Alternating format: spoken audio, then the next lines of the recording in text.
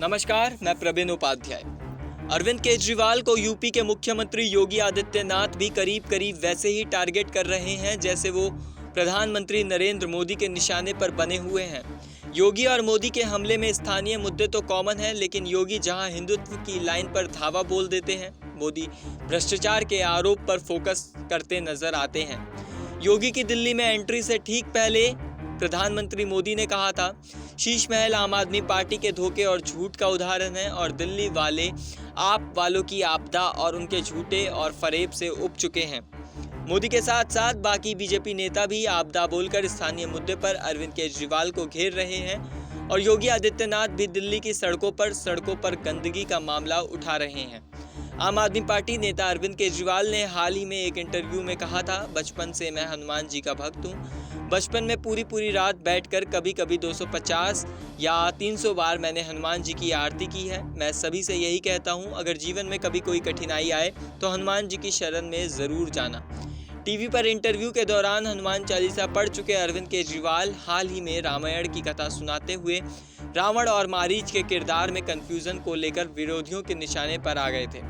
दिल्ली के बुजुर्गों को अयोध्या दर्शन कराने के साथ साथ उनकी दिल्ली सरकार और भी जगह तीर्थ यात्राएं भी करवाती रही। दावा तो यहां तक किया गया है कि दिल्ली सरकार अब तक 90,000 लोगों की तीर्थ यात्रा करा चुकी है, लेकिन योगी आदित्यनाथ को ऐसी बातों की परवाह कहां होती है। वो तो बस बरस पड़ते हैं और अरविंद केजरीवाल पर हमले के लिए 2 in 1 मुद्दा उछालते हैं।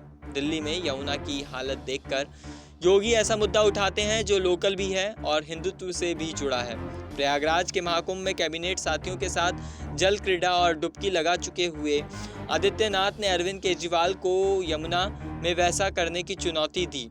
दिल्ली विधानसभा चुनाव के लिए किराड़ी में बीजेपी की रैली में योगी आदित्यनाथ आरोप लगाते हैं कि अरविंद केजरीवाल ने यमुना को गंदे नाले में बदलने का पाप किया है। योगी अपनी रैली में वो नारा तो नहीं लगाते दिखते जो हरियाणा, महाराष्ट्र और झारखंड चुनावों में खूब गूंज रहा था, लेकिन इर्द गिर्द वह उनके और मोदी दोनों के नारे लिखे हुए जरूर होते हैं, बटेंगे तो कटेंगे और एक है तो सेफ है।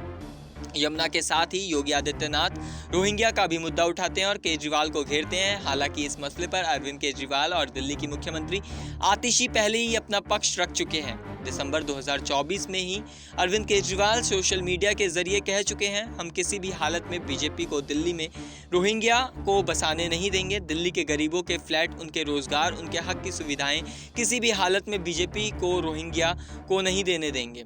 और आतिशी का भी कहना है कि दिल्ली सरकार के शिक्षा विभाग ने सख्त आदेश पारित किया है, किसी भी रोहिंग्या और दिल्ली के सरकारी स्कूल में एडमिशन नहीं देना है। हम दिल्ली वालों का हक छीनने नहीं देंगे।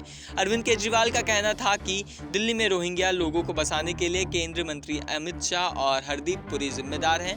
अरविंद केजरीवाल का दावा है कि रोहिंग्या लोगों का डाटा हरदीप पुरी के पास है, लेकिन योगी आदित्यनाथ को ऐसी बातें बिल्कुल भी परवाह नहीं करती। योगी आदित्यनाथ का सीधा आरोप होता है कि आम आदमी पार्टी की सरकार ने दिल्ली के ओखला क्षेत्र में अवैध बांग्लादेशियों और रोहिंग्या को बसा रखा है और फिर कहते हैं दिल्ली में जामिया मिलिया इस्लामिया के पास कई एकड़ जमीन है जिसमें सिंचाई विभाग की है। आम आदमी पार्टी के नेताओं ने वहां अवैध बांग्लादेशियों को बसाया है। मैंने दिल्ली सरकार से अवैध कब्जे को रोकने को कई बार अनुरोध किया है, लेकिन जब सहयोग नहीं मिला तो मुझे यूपी से बुलडोजर भेजना पड़ेगा। हिंदुत्व की राजनीति के साथ साथ योगी आदित्यनाथ ने अरविंद केजरीवाल पर विकास के मुद्दे पर भी हमला बोला है। योगी आदित्यनाथ का आरोप है कि आम आदमी पार्टी की सरकार ने दिल्ली को कूड़े के ढेर में तब्दील कर दिया।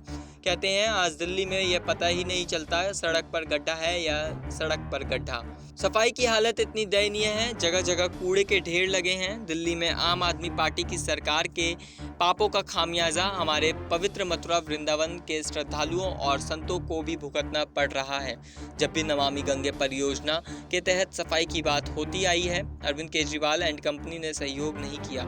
जवाबी हमले में अरविंद केजरीवाल कहते हैं, मैं योगी से विनम्रता पूर्वक पूछना चाहता हूं, उत्तर प्रदेश में कितने घंटे बिजली कटौती होती है? बताते हैं, मैंने बहुत से लोगों से पूछा और वह मुझे बता रहे हैं कि दिल्ली में 24 घंटे बिजली उपलब्ध है। हमारी सरकार दिल्ली में 10 साल से है, हमने सुनिश्चित किया कि दिल्ली में 24 घंटे बिजली रहे। उत्तर प्रदेश में भारतीय जनता पार्टी 10 वर्ष से है, डबल इंजन सरकार चला रही है।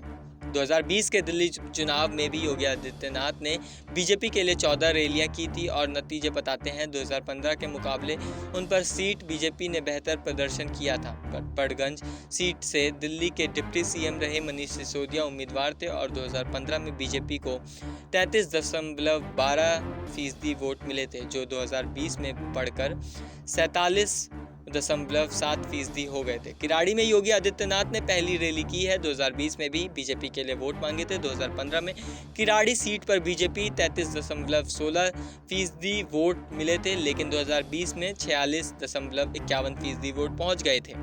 योगी आदित्यनाथ ने ऐसे ही महरौली, उत्तम नगर, द्वारका, तुगलकाबाद, विकासपुरी, रोहिणी, कारावल नगर, आदर्श नगर, ओखला और बदरपुर में भी रैली की थी। कोई भी सीट ऐसी नहीं थी जहां वोट शेयर ना बढ़ा हो। ये बातें बताती है कि योगी आदित्यनाथ का चुनाव कैंपेन अरविंद केजरीवाल के लिए खतरनाक हो सकता है। इस मुद्दे पर फिलहाल इतना ही। आप देख रहे हैं नेक्स्ट 9 पॉलिटिकल बाइट।